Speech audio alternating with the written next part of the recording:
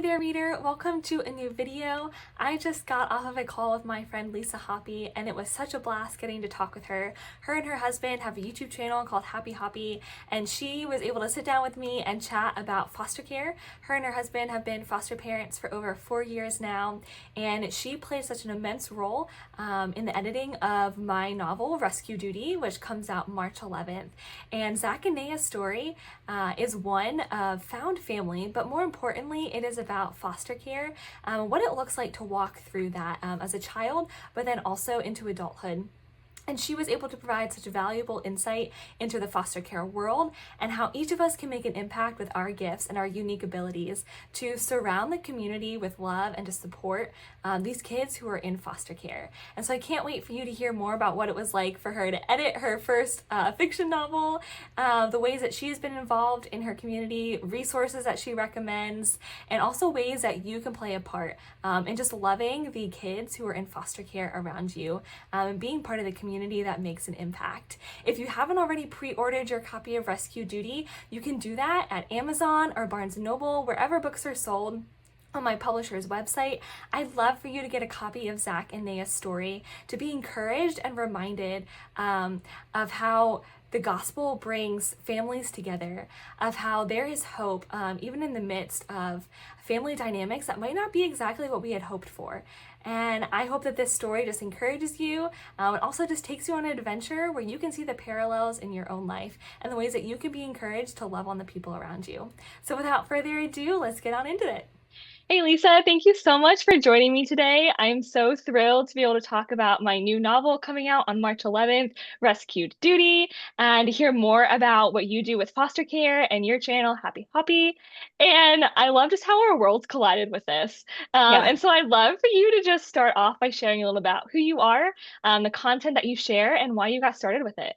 I am a foster parent, and my husband and I have been foster parents for almost 4 years now, or over 4 years now. And we're in the state of Indiana, but I grew up in Pennsylvania. So Laura and I went to the same church growing up. Yeah. I think you're closer to my brother's age, and so I Yeah. didn't know you too well until like more like after, like when I was in college.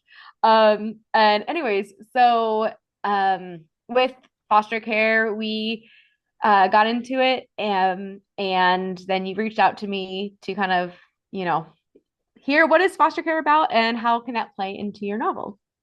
Yeah, I love it because it was so fun. Like this story idea just sparked from getting to hear conversations at my own church about people who were going through adoption and foster care, and then reading a blog online. And in this blog, it was so interesting because there's this Chinese proverb that talks about this invisible red thread, and how it's destined to connect people who are meant to meet. And so apparently, this was just like an encouragement for adoptees because of them finding their forever family. And so this sparked this like what if idea. And then, as you already said, like we grew up in the same church, and I was like, oh, I gotta reach out to Lisa and just like Yeah, get her input on this, which is just so fun. yeah. And so with your experience with foster care for doing this over 4 years now, what are a couple of things that you wish people would know about foster care? What are the things that you've learned throughout the process? Yeah, I think the question that you had sent me are like, what three things do you really want people to know? And it was really Mhm. hard to narrow down to three. So I have four. Okay. But like the first thing is that foster care is not adoption. I Mm, think a lot of times people, well-intentioned people want to get into foster care to kind of like rescue, and be like, oh, take them. Anyways, but the goal of foster care is reunification whenever possible, whenever safe. So a foster family really allows bio families to be able to have the time they need to be able to hopefully get what they need accomplished so that way they can be a safe place again for their kids to come back to. So it's really designed to be temporary. That doesn't always happen because if parents aren't able to do what they need to do, then a child might need a forever home. But in this United States, there are 400,000 kiddos in foster care mm, at any given moment. 100,000 of those, their parental rights are already terminated, and so they do need forever homes. But usually those are going to be like the older youth, and things like that. So it's not adoption. It's sometimes it's like linked together as one, and they're yep. two very different things with different purposes and intention. Mm, All but obviously both help take care of vulnerable children, which is important. Number two is sometimes people think, oh, I could never do foster care because I would get too attached.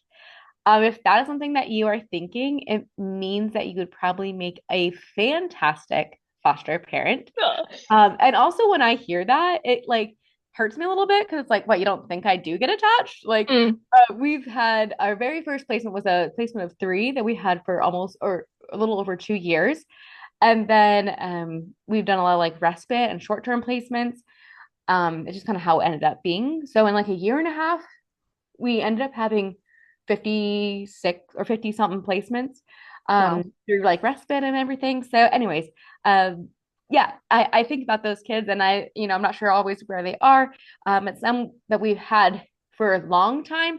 We still stay in contact, which is fantastic. I love that. The kids that I have done respite for, we do respite for them multiple times. I've been invited to their like adoptions or their birthday parties, things like that. And so it's fun just to kind of form a community. And number three is to don't let finance, like not to let finances hold you back from becoming a foster Mm. parent. Now, you will not make money being a foster parent, but you do get reimbursed. So there is a per diem for kids. So I think some maybe really well-meaning people are make up excuses like, oh, I work full time or I couldn't do it. Well, there are so many resources available. There is childcare provided for working families. There is such a need. And so if you have like an idea of like, oh, I could be a foster parent, like it is a good thing to do. Oh, going back to too attached, that's what kids need. Mm. They need Yeah. that safety. They maybe never have experienced what a healthy attachment is. And as a foster parent, you can help them to like their brains to rewire. And so I've gotten so much like training, which has been incredible, but to have that training to help them know how to rewire their Mm. brain. Um, and the fourth thing is not everybody is called to be a foster parent, but everybody can do something. Mm. And it's such a big space, and there are so many things you can do. And you can be, a friends with a foster family and providing them meals or childcare or just coming over to their house and letting your kids play with their placement to help show kids what a healthy like community can look like. And so everyone can do something. And prayer is definitely something that Mm. anyone can do in this space. Yeah, I love that. I love those distinctions, and that's so helpful and such an encouragement. It makes me even think of my roommate. She at one point was single, and she had a foster daughter. And so that was just like really cool to see. Like, okay, even in her like single season, Yeah. she was still able to love and to care and to show this child like what it looks like to have a safe place, Yes. which is so awesome. So it's absolutely true that like you can do a small part regardless of what that looks like, Yeah, definitely. which I love. That's awesome. Thank you so much for sharing all that. I know like some of these tidbits of information you kind of already gave me insight into as I was writing my novel, Yep. which was so helpful because your insight made the story stronger and more authentic. So what was it like critiquing a fiction novel? And like I feel like it was probably the first time someone reached out asking for that opportunity. Yes, I had never like had that before. And so, we talked before you even started writing, Hmm. just so you wanted like an idea of like answer some questions with foster care. And I think it's such a space that until like you're in it, like it's like, oh, how do things work? How do things go about? But so I think after reading, then there were some things, and I was like, I hope not too harsh, Laura, but like I would totally change this storyline that you had. So, Yeah, like I feel yeah. like it was a big part of your storyline. I was like, it doesn't really make sense. And I'm so excited to read it now based on how like you changed it, but like you said how you tweaked it. I was like, yes, that is perfect. Then it can make the whole storyline flow. Because yeah, it's just a different kind of space. So that was like, I was like, I hope she doesn't like care that I'm kind of critiquing it. But I will say there is so much action in this book. And it was like definitely a real like page turner. And you definitely know how to the way that you write, Laura, you can really keep the readers engaged. And so that was really cool just to be like, yeah, this is awesome. And I think there needs to be more um media around foster care that Mm. doesn't like just the way that Hollywood always portrays it, or the way that Hmm. oh, these kids are bad kids, or this is how foster care is portrayed, or foster parents are portrayed, or all this Hmm. stuff. It's like no, that's not reality. That's not what we have experienced with all the placements we've had, with the different foster families that we have connected with the birth families too we've connected Mm. with. Um, a lot of time it's just like generational, trauma. Yeah. And we pray that every kid that comes into our house, that the generational trauma stops with them. Because such a large percentage of kiddos who've been in foster care, then when they have kids, their kids also go in foster care because it's just like that's just what they know, right? And so we love the opportunity to also come alongside of the bio parents as well. Mm. And they've never had a lot of times we found that they haven't had a cheerleader in their life. That's And good. so to be able to be a cheerleader for them is also something that I didn't Mm. realize was really going to be part of foster parenting, but that's something that I really do enjoy. Anyways, now I got off topic because No, I love that. That is so helpful. And I love how like being a cheerleader for them, I feel like also reminds them that they're not that statistic of them being this bad kid or yes, coming and like being pegged as, okay, this is what Hollywood has said that they are. yeah. Yeah. And I think then when you have those negative stereotypes, it can create a lot of fear around Hmm. people getting involved with foster care. And so I think whenever you can have a positive media about it, it can really help destigmatize some of it and take away the fear. I so going back to your first question, I realized I didn't really answer that all that Yeah. great. My husband and I, we traveled for a year. Okay. And I created our YouTube channel about posting videos of the travel that we did. And then we bought a house and then became foster parents.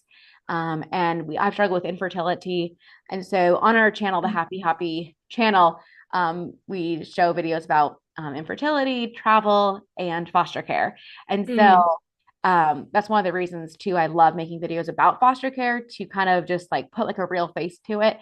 Although I Mhm. can't show the kids' faces, I can tell some of the stories as long as it's not like a personal story that divulges like confidential information. But it's just like, hey, the kids really enjoyed having a trampoline, or whatever, Yeah. just Yeah. things that just makes them everyday kids.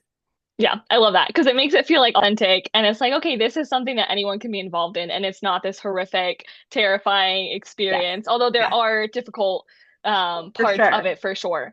Yeah, But yeah, that's the one thing that I loved about even creating Zach's character was that he was pegged as this guy who's full of trouble, but you see throughout the story there's just a lot of misunderstandings yeah, and mishaps that yes, cause that. And so it's like, okay, he's not necessarily a bad kid. It's just exactly. his story has just been more challenging at times. Yeah. Yeah, which I love. And so even in the midst of the challenges that either you see in foster care or that are portrayed in my story, how do you feel like the gospel kind of weaves into this? And what is the importance of that? And how does it change our view? Yeah. So having a gospel perspective when it comes to foster care has changed everything for us. Before we became foster parents, like we were taking the classes and stuff. But before we got licensed, we read a book by Jason Johnson called Reframing Foster Care. Okay. And that book just like puts the gospel in perspective with foster Mm. care. And it is an incredible resource. I think every Christian should really read it. And my husband and I, we made like a 2-part video series on our channel talking about like what Christians need to know about foster care. And we kind of delve into um, some of that book and what he has shared in that. And it's like, as Christians, we should really be leading the way in Mm. caring for vulnerable children. And we have the background too, and the knowledge of there's a spiritual element to everything. Mm. Hmm. And yeah, you can look at trauma, and there are so many helpful, amazing resources about how to rewire the brain and all of that. But it really comes back to biblical principles. And and then when you can have the scientific knowledge and then the Bible knowledge, it's just like Yeah. and you're like, okay, we're dealing with a spiritual battle right now. And this is we've been reading things like, I love music too. So like music like Chainbreaker and Yes. um, Katie Nicole's Speak the Name of Jesus Over You. And that is just like, those songs are so powerful, and like being able to really pray for chains to be broken in the family's lives and in the lives of the kids, so that trauma doesn't have to define them. That's what we have talked about with the kids. Even just last night, we were having a conversation with them like this: what's happened in your life does not have to define Mm. you. Yeah, I love that. And I think you touched on this a little bit, and it's so true. Like in scripture, God calls us to love on the foreigners and the widowers and the outcasts. And like you see that even in foster care, of like, okay, how can we invite these kids in and show them the love of Jesus, which is Yeah. so good. Yes, being the Love hands that. and feet of Jesus. Yeah. It's really Absolutely. hard sometimes. Some days you're Yeah. like, some kids are definitely easier than others Hmm. to love on because they're more receptive. And then the ones that aren't, it is like, Lord, give me your eyes because I need your eyes to be able to help them. Yeah, absolutely. And I feel like that's with any relationship too, right? We're Yeah. all so complex with Yes. as humans. And so it's Yep. like, okay, how do we be the hands and feet of Jesus in that? Definitely. Yeah. So I love that you touched on that one book, and we'll make sure to link even I think you said the two YouTube videos that you and your husband did. Yep. We'll put those in the comments down below. But what other resources, what other ways can people educate themselves or even take that small step to get involved? Yeah. So I think one thing that's really helpful is just listening to other people's firsthand experiences. Mhm. So videos from my channel, or another really good channel I love is Laura, foster parent partner.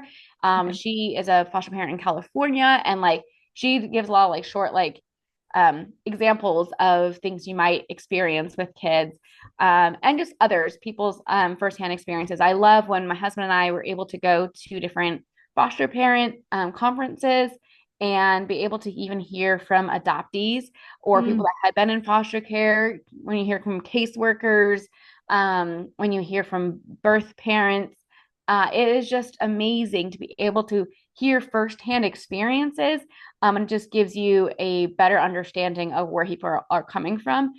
The second thing is to be able to maybe find like a local foster family in your community and just be their Mm. friend. I could not continue to be fostering if we did not have the village that we have. We have amazing friends and our church, and we have people. One of my really good friends, like whenever I get like a new placement or I'm having a lot of kids for respite, or she just knows that it's been a hard time, she'll just invite us all over for dinner, and then her kids get to play with whatever kids we have, Mm. and they love it at their house. And it just has changed the scenery for me and allows me to like just breathe. So like it has been such a gift that she offers us and invites us. I mean, she has chaos too with three kids. Yeah. There's always something going on, but like she invites us into the chaos, and it's like she knows that when she invites us, we're bringing chaos too. And then sometimes like, we've invited friends over to our house for chaos, and it's just exciting. It's just very nice when people can just come around. I think that was one thing that foster care has taught me is to be willing to ask for help because we need Mm. it. So yeah, if you don't know a local foster family in your area, just ask people in your church, hey, do you know anyone that fosters? Or there has to be an easy way. I mean, you could even Yeah. post, you probably even post on like, your chatter for your town and be like, hey, this is random, but who fosters? We'd love to bring you guys a meal. And I'm sure you will definitely have someone be like, yes, thank you. And just start forming relationships with that family. Another thing is you can serve in even a local ministry. There are so many different ministries that reach and help kids in foster care. So whether that's like a foster care closet, that has been super helpful whenever we get a placement. Sometimes they don't always come with a whole bunch, and to be able to get the clothes in the right size. Thankfully, we do get a clothing voucher when it's an initial placement. But Oh. even with that, like it was about, I think, 3 weeks to a month until I got our foster care voucher. And then like another like week until I could actually go and like take the time to shop for it. Yeah. So I mean, for a month the kids still needed clothes, and so to be able just to get them some clothes to be able to at local foster care closets are amazing. You could volunteer at a house like Isaiah 117 house. There's I know there's also like different ones that kind of do the same thing, but it's a Sure. place that kids can wait before they are placed into a foster home. So when they're removed, they can come there for 1 to 3 days. And so hopefully that gives DCS enough time to be able to find a good home, especially if Mhm. there's siblings. Maybe they don't have to separate the siblings because they're able to kind of go to waiting area, find a place that can take all the siblings, and then be able to go. But yeah, and then there's care communities for foster families. I know one of our local churches, like they've kind of created like a care team. And so there's like a team of 8 people that is sent out to wrap around a Mhm. foster family. So yeah, there's different ways. And if there's not a way in your area, find out how to maybe help start one. Think one. Yeah, I love that. And it sounds like even with all these opportunities, it's like each person is using their unique gifts to like come around and make it a community effort to really just Yeah, like help and love on the foster kids, which is yes, awesome. definitely. So great. And I'm just so grateful for this time that we got to chat today, and to just hear more. And so where can people find you? What are the best places to continue to learn more and stay up to date? Yeah. So on my channel, Happy Hoppe on YouTube would probably be the best place. I try to post weekly videos, but I've been really slacking lately. But Yeah. Life regularish happens. It's regularish okay. videos. Yeah, it's been Yeah. about like 2 months now, but regularish videos. The holidays I kind of got behind, and I just was Yeah. like, eh. But yes, I'm very excited to share whenever. At this point, it seems like whenever I feel like, okay, this is a video that needs to be made, or this is something that I think would be really important. That's what I really want to get on and share it. So I like to have the platform to be able to do that. Absolutely. I love that. Well, thank you so much, guys. Be sure to go check out Lisa's channel, Happy Hoppe, on YouTube. Be sure to get your order of Rescue Duty on Amazon, Barnes& and Noble, wherever books are sold. And I am so excited for you guys to read and to learn more about foster care. Thanks again so much, Lisa. Thanks. Bye, Laura.